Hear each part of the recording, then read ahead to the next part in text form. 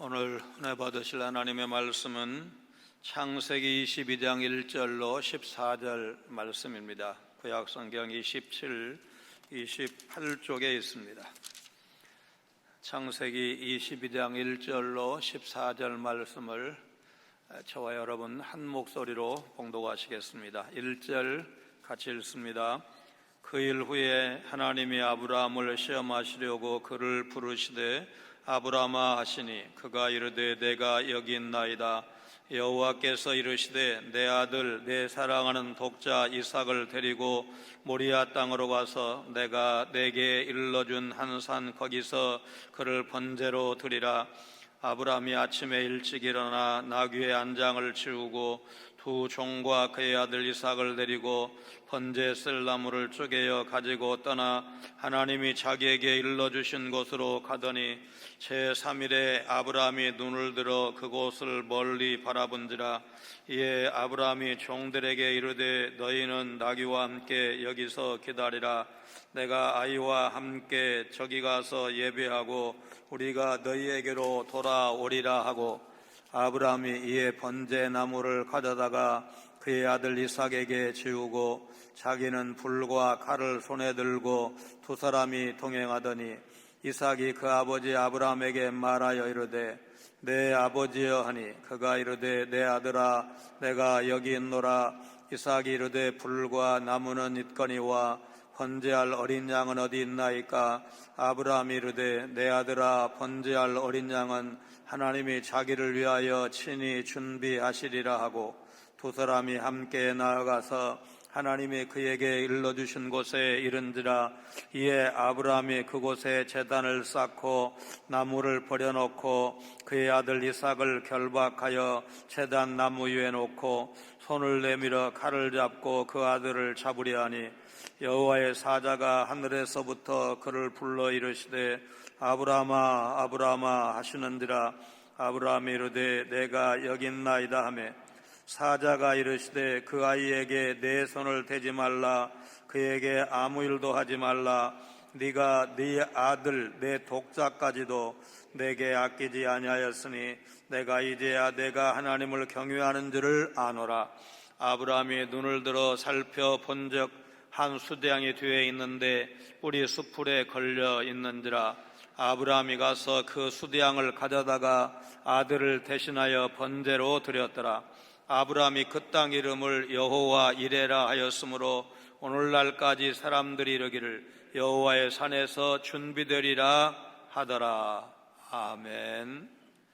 2021년 성탄절입니다. 유럽 선진국도 오미크론 바이러스 확산으로 매일 사상 최대 확진자를 기록하고 있다는 뉴스를 우리가 봅니다.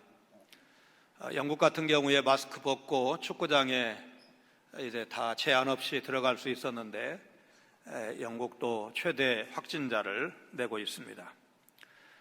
호주 같은 나라는 600일 만에 하늘길을 열었고 이제 비행기가 도착했을 때 우리 옛날에 이산가족 상봉 때 같이 공항에서 얼싸안고 우는 그런 감격적인 모습을 보여준 지가 얼마 되지 않았는데, 역시 오미크론 변이 바이러스를 막지는 못했다는 뉴스를 봤습니다. 코로나 방역 강화로 성탄 분위기가 좀 안 나는 좀 그런 우울한 감이 없지 않지만, 성탄절 의미만을 생각한다면 성탄절은 기쁜 날일 수밖에 없다. 여러분 믿으시기를 바랍니다. 아기의 소실 때 평범한 서민 혹은 하층민이라고 할 수 있었던 목동들이 들에서 양을 치고 있었습니다. 천사가 이르되 무서워하지 말라. 보라 내가 온 백성에게 미칠 큰 기쁨의 좋은 소식을 너희에게 전하노라. 오늘 다윗의 동네에 너희를 위하여 구주가 나셨으니 곧 그리스도 주시니라. 목자들이 먼저 기뻐하고 감사한 것처럼 성탄절은 우리가 모두 기뻐하고 감사할 기쁨의 절기일 수밖에 없습니다. 조금 전에 불렀던 123장 후렴구에 노엘이라는 말이 여러 차례 반복이 됩니다. 이 노엘이라는 말에 대해서는 학자들의 이론이 분분합니다. 불어에서 왔다, 아기 예수의 탄생에 대한 기쁨의 외침을 나타내는 말이다, 이런 해석이 있습니다. 또 어떤 분은 이 말이 탄생이라는 말에서 왔다고 합니다. 또 다른 사람은 소식이라는 뜻을 갖고 있는 노벨라에서 왔다고 이제 설명을 하기도 합니다. 또 하나 중세 영어에서 왔다는 주장도 있습니다.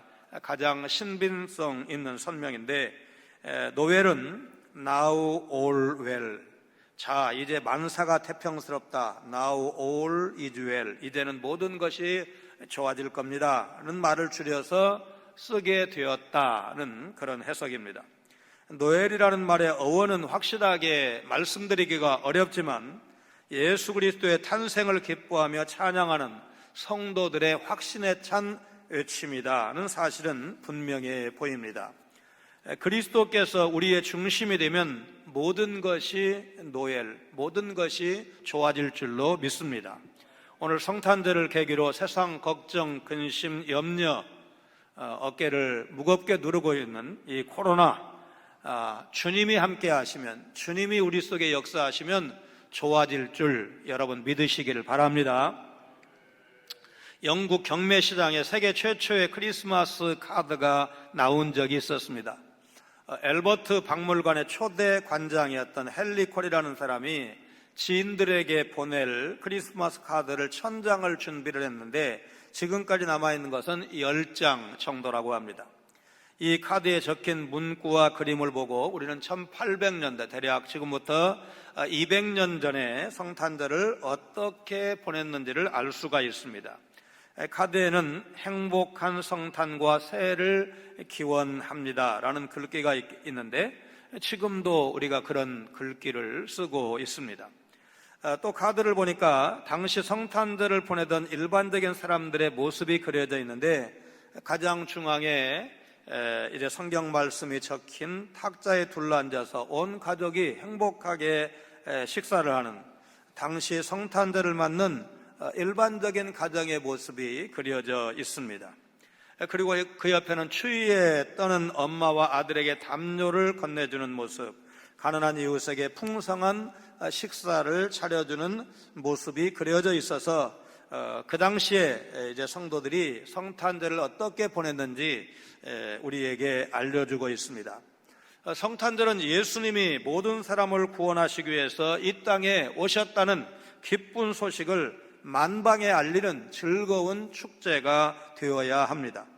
혼란한 세상의 문화와 가치에 너무 시선을 빼앗기지 말고 예수님이 오셨다는 기쁜 소식을 선행과 감사로 이웃에게 알리시기를 바랍니다. 주일에는 그가 살짝 보이신다, 그런 제목으로 삼손이 오실 메시아의 모형 역할, 그림자 역할을 했다는 말씀을 전한 바가 있습니다. 순서로 봤을 때 이삭을 먼저 상고하고 그 다음에 삼손을 이야기해야 맞는데, 여러분 오늘 들어보시면 아시겠지만 이삭이 더 메시아의 모델에 가깝다고 봤기 때문에 이제 지난 주일날 예고편을 설교를 하고 오늘 본편을 설교, 또 어떻게 보면 1편, 2편으로 나누어진 설교인데 2편을 먼저 설교하고 오늘 1편을 듣게 되었다, 이렇게 이해를 하시면 좋겠습니다. 사실 메시아에 대한 첫 예언은 이삭 이야기보다 먼저 나옵니다. 인간의 범죄 후에 주신 말씀 가운데 찾을 수가 있습니다. 창세기 3장 15절 같이 읽습니다. 내가 너로 여자와 원수가 되게 하고 내 후손도 여자의 후손과 원수가 되게 하리니 여자의 후손은 내 머리를 상하게 할 것이요 너는 그의 발꿈치를 상하게 할 것이니라.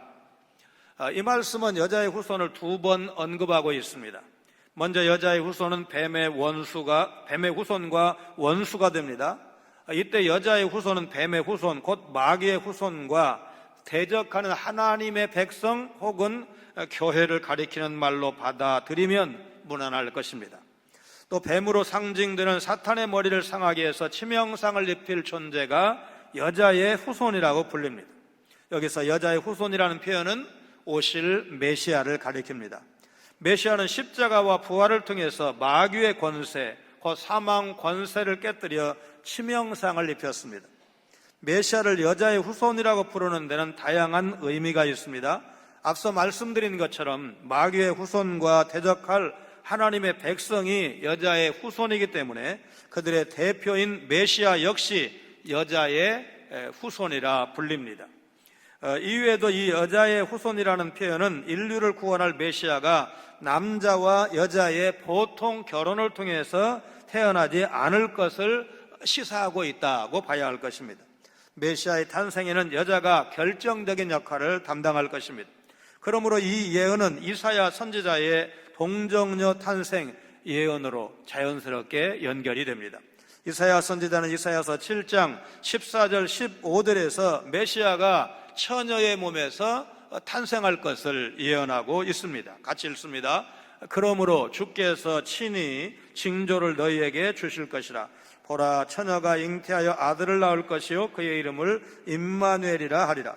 그가 악을 버리며 선을 택할 줄 알 때가 되면 엉긴 젖과 꼴을 먹을 것이라. 여기서 처녀라는 단어는 히브리어 알마라는 단어인데 창세기 24장 43절에 결혼 전에 리브가를 젊은 여자라고 표현을 할 때 이 단어를 썼습니다. 출애굽기 2장 8절에 바로의 공주에게 나일강에서 건져 올린 아기 모세를 양육할 히브리인 유모를 제가 구해드리겠습니다라고 말하는 어린 미리암을 묘사할 때 바로 이 알마라는 히브리어를 사용을 했는데 결혼하기 전에 처녀를 의미합니다. 놀라운 것은 이 마리아라는 이름은 히브리어로 미리암입니다. 그러니까 구약의 미리암과 아기 예수 동정녀 탄생에 말하자면 그 역할을 감당한 마리아가 사실은 이름으로는 같은 이름을 가지고 있고 그 이름의 뜻이 아주 쓴 몰약, 그런 뜻을 갖고 있습니다. 이 히브리 사람들이 이름을 지을 때 시대적인 배경이라든지 상황을 담아서 짓는 그런 관습을 가지고 있다는 것을 고려하면 미리암의 시대나 이 마리아의 시대가 아주 이스라엘 역사에서 굉장히 어려운 시대. 미리암이 태어났을 때가 어느 시대입니까? 이스라엘의 애굽에서 종살이하던 시대 아닙니까? 마리아가 태어났을 때가 언제입니까? 이스라엘이 바로 로마의 식민지 상태에 있는 그런 어려운 때 아니겠습니까? 그래서 이 인물은 말하자면 미리암이나 마리아라는 그 인물은 그 시대의 시대적 상황, 역사를 반영한다고 할 수가 있을 것입니다. 또 이사야서 7장 14절에 처녀가 잉태해 낳을 아들은 악을 버리며 선을 택할 줄 알 때, 곧 어린 나이일 때 평범한 아이들처럼 엉긴 젖과 꿀을 먹으며 자랄 것입니다. 이 말씀은 메시아가 보통 사람으로서 유년 시절을 보내게 될 것을 예언하는 말씀입니다. 이사야 선지자는 이사야서 9장 6절로 7절에서 메시아가 탄생할 때부터 하나님이라는 사실을 분명하게 예언하고 있습니다. 같이 읽습니다. 이는 한 아기가 우리에게 낳고 한 아들을 우리에게 주신 바 되었는데 그의 어깨에는 정사를 메었고 그의 이름은 기묘자라 모사라 전능하신 하나님이라 영존하시는 아버지라 평강의 왕이라 할 것임이라. 그 정사와 평강의 더함이 무궁하며 또 다윗의 왕자와 그의 나라에 군림하여 그 나라를 굳게 세우고 지금 이후로 영원히 정의와 공의로 그것을 보존하실 것이라. 만군의 여호와의 열심히 이를 이루시리라. 메시아는 아기로 아들로 오시고 아기의 연약한 모습으로 태어날 메시아, 그분은 곧 하나님의 아들이십니다. 그분에게는 신성과 인성이 사람의 인지 능력을 초월하는 방법으로 완벽하게 결합해 있습니다. 이제 예수님은, 이 땅에 태어나신 예수님은 완벽한 하나님이시고 완벽한 인간이다, 그런 뜻입니다. 또 메시아는 기묘자이면서 모사라고 이제 설명을 하고 있는데 이 두 칭호는 사실상 하나의 칭호로 결합하는 것이 좋습니다. 메시아는 기묘한 모사이시고 놀라운 상담자이십니다. 메시아는 사람들을 놀라운 방법으로 위로하시고 그들에게 용기를 주시고 올바른 길을 가르치시는 놀라운 상담자이십니다. 그뿐만 아니라 메시아는 전능하신 하나님이시고 영존하시는 아버지라고 했습니다. 하나님으로서 메시아는 사람들 속에 거하시면서 모든 종류의 재난으로부터 사람을 구원하시기에 능하신 분이십니다. 영존하시는 아버지로서 메시아는 창조와 구원의 모든 것을 책임지시고 주관하시고 이끌어 가시는 분이십니다. 그리고 평화를 통치의 수단과 목적으로 삼으시는 평화의 왕이십니다. 하나님의 형상인 아담에게 다스리고 정복하라고 하셨던 창세기 1장 28절에 하나님의 명령을 이상적으로 성취하시는 하나님 왕권의 대행자이십니다. 메시아의 통치 아래에서 모든 하나님의 백성은 평화, 곧 샬롬을 누릴 것입니다. 이사야 시대와 동시대에 활동했던 미가 선지자는 메시아가 베들레헴에서 태어날 것을 예언했습니다. 우리 같이 읽습니다. 베들레헴 에브라다야, 너는 유다 족속 중에 작을지라도 이스라엘을 다스릴 자가 내게서 내게로 나올 것이라. 그의 근본은 상고의 영원에 있느니라. 베들레헴 비록 유다 지파 가운데 작은 마을이더라도 그곳에서 이스라엘을 다스릴 자가 태어날 것이다. 룻기를 강의할 때 베들레헴이라는 지명의 뜻은 떡집이라는 뜻이라고 했고, 에브라다는 풍부하다, 그런 뜻을 갖고 있다고 강조한 바가 있습니다. 그러므로 베들레헴 에브라다는 양식이 풍성한 집을 가리킵니다. 나오미와 룻이 모압 땅에서 베들레헴으로 돌아온 것도 여호와께서 그 땅에, 곧 베들레헴 땅에 먹을 것을 풍성히 주셨다는 소식을 듣고 모압 땅에서 베들레헴으로 돌아왔다는 사실을 우리가 살펴본 바가 있습니다. 베들레헴은 비록 작더라도 하나님의 은혜가 풍성하게 임하는 곳입니다. 이곳에서 태어날 메시아는 영원전부터 계셨던 분입니다. 영원하신 분이 다윗의 후손으로서 예고대로 베들레헴 땅에 태어날 것입니다. 이삭은 하나님의 구원 역사에 있어서 중요한 역할을 한 사람입니다. 무엇보다 그의 삶 전체는 메시아이신 예수님의 삶과 사역을 우리에게 미리 보여줍니다. 이삭을 통해서 우리는 경건한 삶이 어떤 것인지를 배울 수가 있습니다. 창세기 24장 63절을 보면 이삭은 리브가를 처음 만났을 때 들에서 묵상하고 있었습니다. 여기서 묵상한다는 말은 이제 성경에 단 한 번 사용되는 독특한 표현인데, 전통적으로 하나님을 묵상하면서 기도하는 행위로 성경학자들이 해석하고 있습니다. 가정사역자들은 타락 이후에 이상적인 결혼은 없지만 그래도 결혼을 앞둔 젊은이들에게 추천할 수 있는 바람직한 결혼 과정을 보여준 부부를 성경에서 찾는다면 이삭과 리브가의 부부, 이 부부를 추천을 합니다. 그들은 믿음의 사람끼리 결혼했습니다. 그리고 양가의 전폭적인 축복을 받으면서 결혼했습니다. 그러므로 이삭이 보여준 장면은 누가복음 5장 16절에 예수는 물러가사 한적한 곳에서 기도하시니라, 한적한 곳에서 기도하신 예수님의 모습과 이삭이 들에서 묵상하며 기도하면서 아버지가 말하자면 며느리감을 찾도록 보냈던 그 종 오기를 기다리는 그 모습이 묘하게 겹치는 것을 우리가 알 수가 있습니다. 또 이삭은 마치 교회를 사랑하시는 예수님처럼 리브가만을 사랑해서 다른 아내를 두지 않았습니다. 그의 아내가 임신하지 못해서 괴로워할 때, 결혼이 늦었는데 20년 동안 아기가 없으니까 말하자면 나이 들어가는 이 부부 입장에서 얼마나 고심이 컸겠습니까? 창세기 25장 21절을 보면 이삭은 임신하지 못하는 아내를 위해서 자기 아버지도 사실은 어떻게 했습니까? 첩을 두었고, 또 그 아들 야곱도 아내가 4명이나 됐는데 이삭은 그렇게 하지 않았습니다. 오히려 리브가를 위해서 하나님 앞에 기도했고 응답을 받았는데, 놀랍게도 하나님은 아들 하나도 아니고 쌍둥이 야곱과 에서를 그 부부에게 주셨습니다. 블레셋 사람들이 부당하게 핍박을 할 때 이삭은 그들을 미워하거나 다투지 않고 언제나 양보했습니다. 창세기 26장을 보면 물이 귀한 팔레스타인 땅에서 이삭이 우물을 파면 물이 나왔고, 그러면 블레셋 사람들이 와서 완력으로 내 땅에다 팠고 우리 땅이니까 이거 내 거야 그러면서 빼앗아가는 일이 반복되었습니다.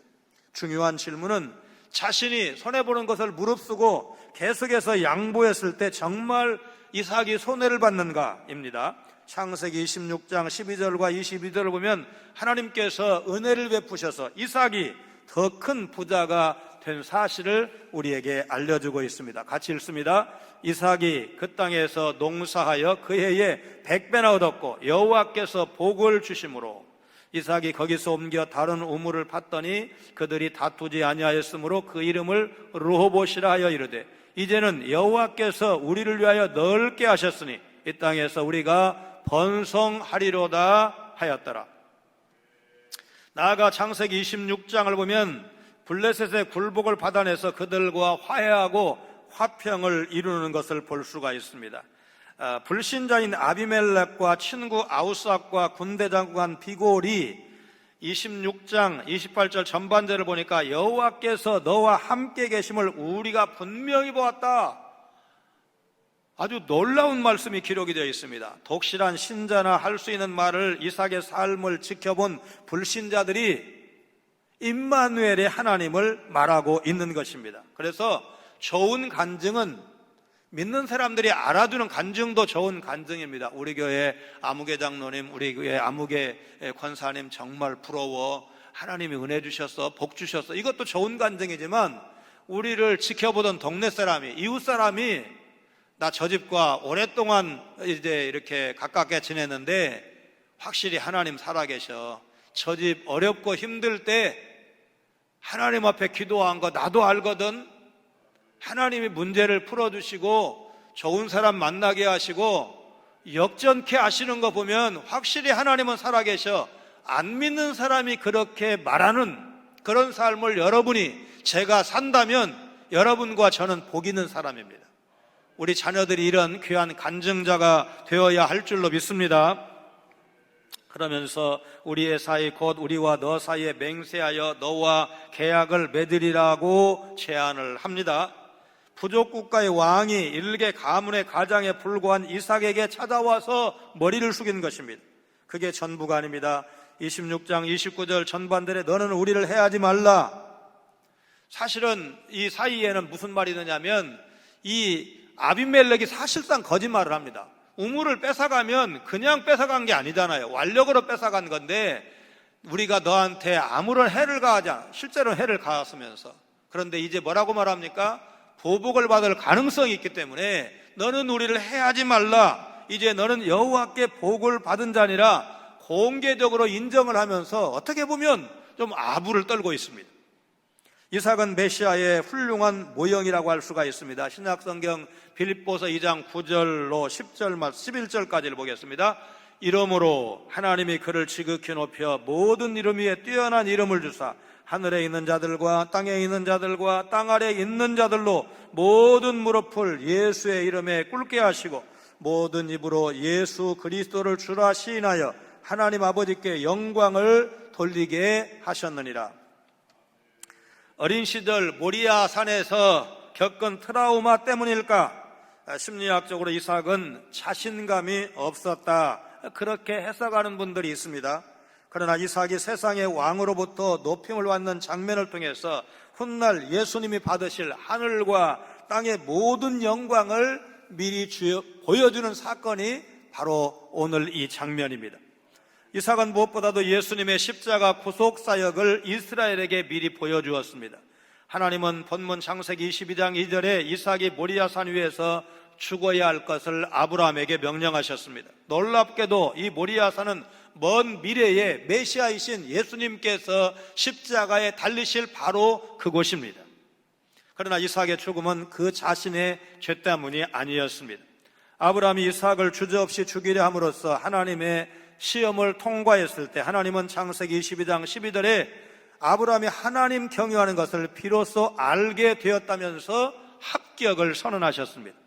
이삭의 죽음을 명령하신 하나님의 이 명령은 아브라함의 신앙을 증명하기 위한 것이었습니다. 달리 말씀드리면 이삭은 아브라함의 신앙 시험 때문에 죽어야 했습니다. 여기서 아브라함은 그의 모든 후손을 대표한다 할 것입니다. 그러므로 이삭은 아브라함과 그의 후손을 위해서 대속적인 죽음을 죽어야 했습니다. 아브라함과 이삭이 함께 모리아산 위로 올라갈 때 이삭이 그 아버지 아브라함에게 말하여 이르되 내 아버지여 하니 그가 이르되 내 아들아 내가 여기 있노라. 이삭이 이르되 불과 나무는 있거니와 번제할 어린 양은 어디 있나이까?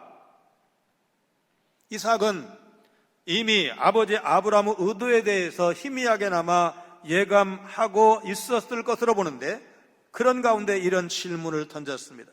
그때 아브라함은 창세기 22장 8절에 여호와 이레라고 우리말 성경에 번역이 되어 있죠. 여호와 이레, 엘로힘 이레, 하나님께서 준비하실 거야, 그렇게 대답을 했습니다. 이 질문과 대답은 신약에 와서 마태복음 26장 36절로 46절에 기록된 예수님께서 군병들에게 잡히시기 직전에 마지막으로 아버지인 하나님께 내 아버지여, 만일 할만하시거든 이 잔을 내게서 지나가게 하옵소서, 그렇게 기도하시고 스스로 뭐라고 말씀하십니까? 그러나 나의 원대로 마시옵고 아버지의 원대로 하옵소서, 아버지의 뜻이 이루어지기를 구하셨던 그 장면을 떠올리기에 충분합니다.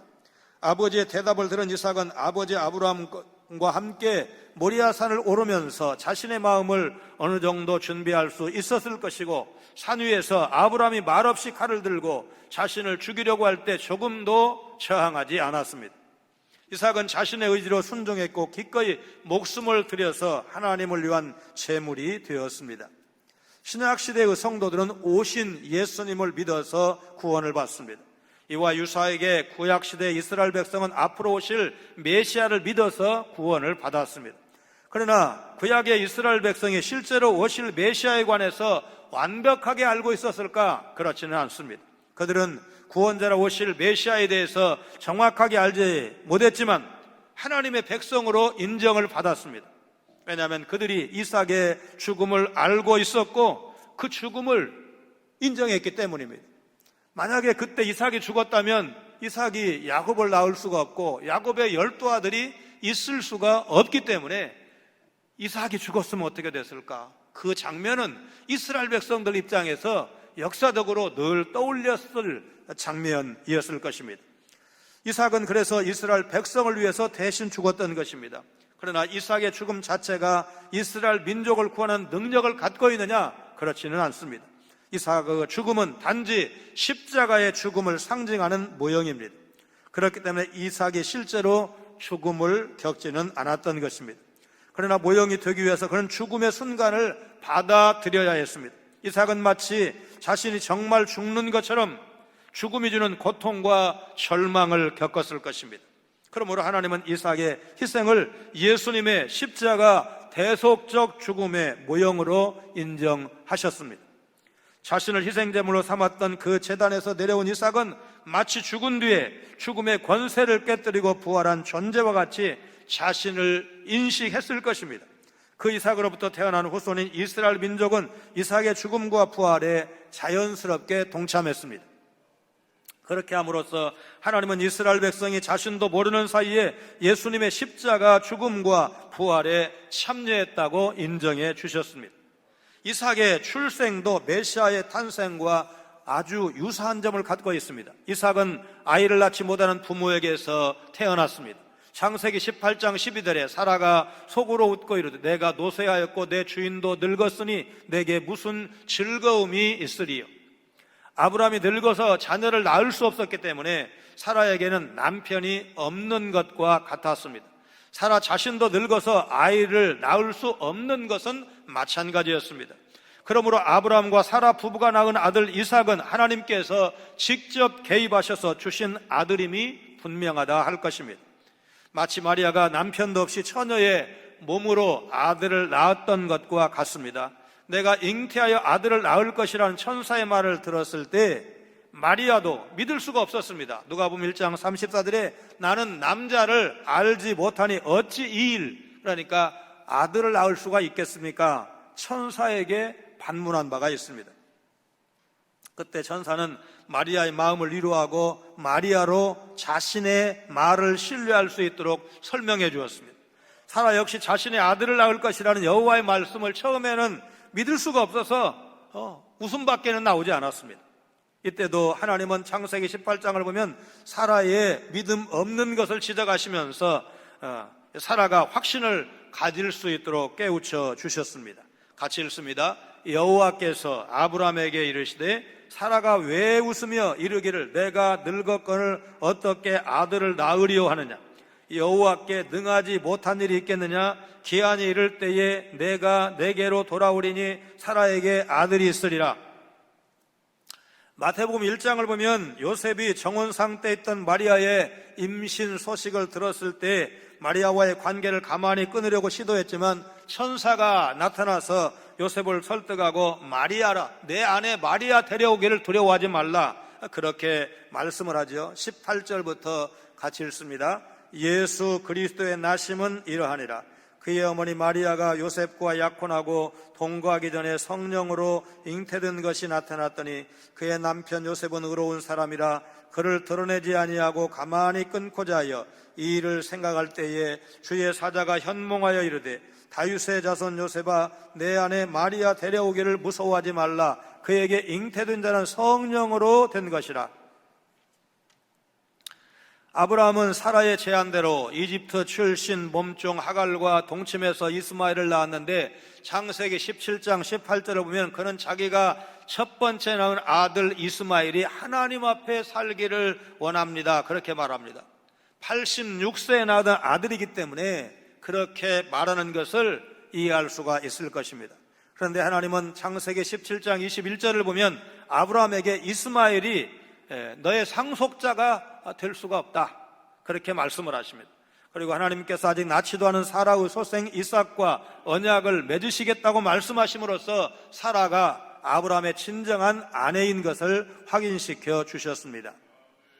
주일학교에서 동방박사 이야기를 들었고 그 이야기에 매료된 소년이 있었습니다. 소년은 자신이 느낀 신비한 감정을 글로 적었고 나중에 좀 더 고쳐서 잡지에 내겠다는 생각을 했습니다.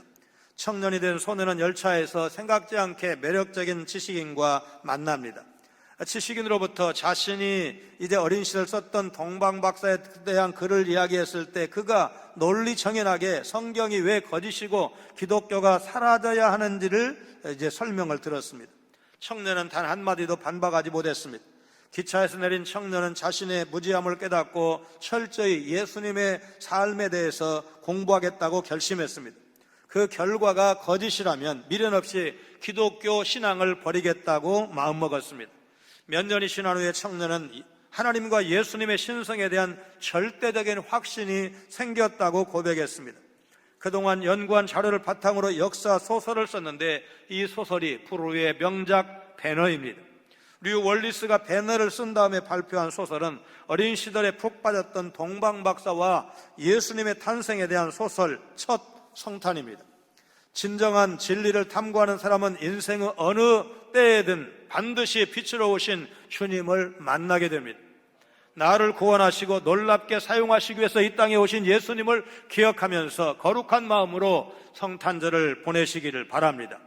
아직 예수님을 영접하지 않으셨다면 주님, 날 위해 이 땅에 오신 예수님을 진실로 인격적으로 만나기를 원합니다. 기도하셔야 됩니다.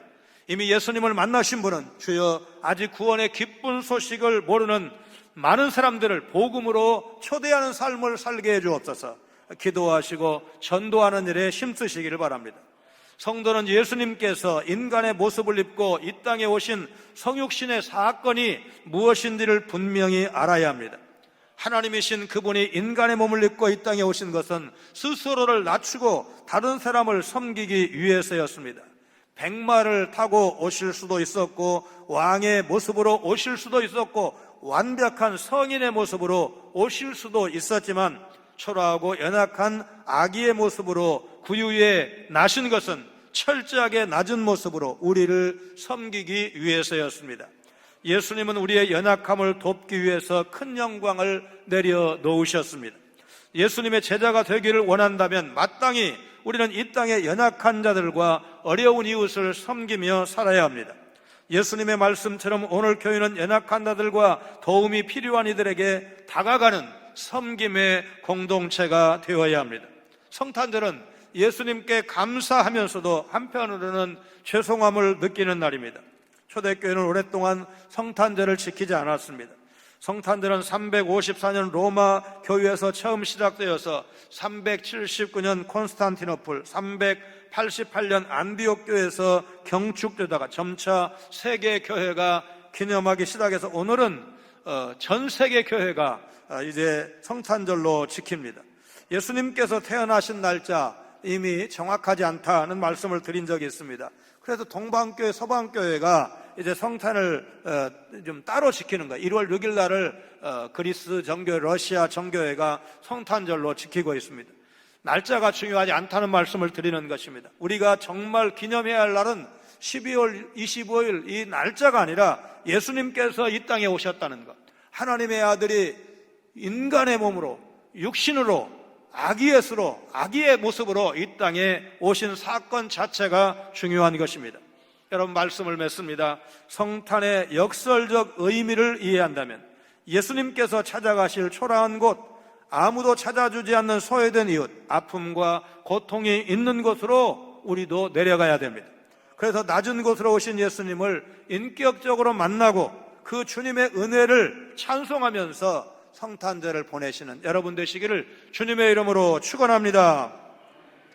거룩하신 하나님, 이삭의 탄생과 삶을 통해 오실 메시아를 바라보게 하시는 하나님의 오묘한 섭리를 생각하며 감사를 드립니다. 아브라함은 나이가 많고 사라 역시 아이를 낳을 수 없는 몸이었지만 하나님의 능력으로 언약의 아들을 낳게 된 것을 상고하며 우리의 구원자로 오실 메시아를 바라보게 하시니 감사를 드립니다.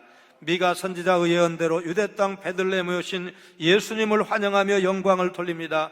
따뜻한 안방도 시설 좋은 병원도 아닌 짐승이 거하는 구유에 만왕의 왕이 아기로 오셨다는 사실을 생각하며 우리가 풍성하게 되도록 스스로 가난해지셨다는 말씀을 기억하며 오늘 감사를 놓치지 않는 저희들 되게 하여 주옵소서.